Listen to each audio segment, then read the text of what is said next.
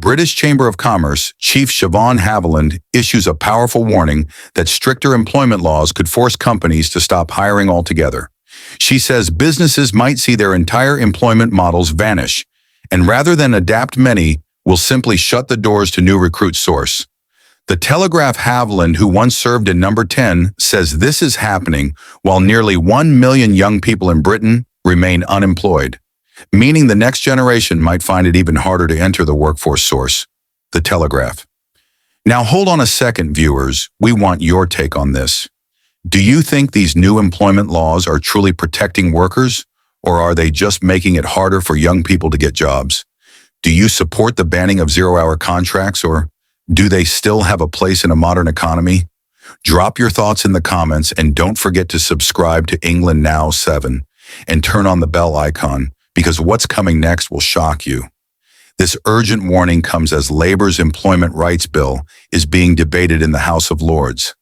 The bill, led by Deputy Prime Minister Angela Rayner, has been called the biggest transformation of workers' rights in a generation.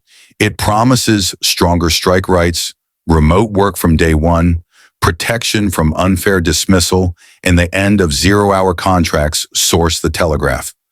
But business leaders are sounding alarms, saying the speed and cost of these reforms could trigger a flood of legal claims, dragging firms into endless employment tribunals. Lord Wolfson, CEO of Next, warned the reforms could make it nearly impossible to hire part-time workers, leaving companies stuck with too many staff. Source.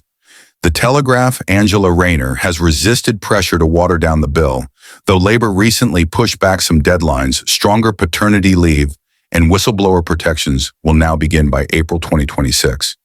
But the right to sue employers from the first day of work and the right to work from home will not come into effect until 2027. Source. The Telegraph. Let us ask you directly, is delaying the rollout enough, or does the entire bill need a rethink? Do you agree with giving full rights to workers on their first day, or is that too risky for small businesses? Tell us what you think, because your voice matters and we read every comment. Haviland says businesses need more time and urges the government to slow the pace of change.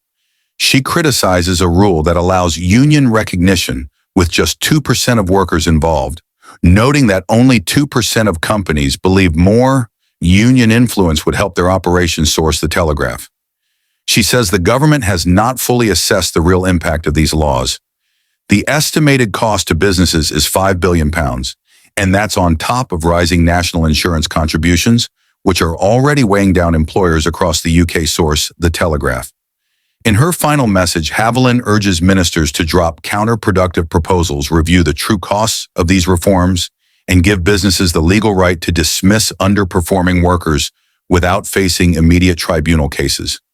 She calls for no new taxes on businesses in the upcoming autumn budget, saying firms are already stuck wading through treacle. Source. The Telegraph.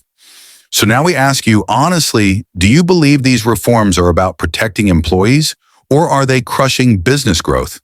Is this really the best way forward for Britain, or is it time to pause and rethink the entire approach to employment law? If you've made it this far, give us a thumbs up, subscribe to England Now 7, and share this video with someone who cares about the truth in British politics. We'll be back very soon with more stories that tell it exactly how it is. No filters, no spin, just facts that matter.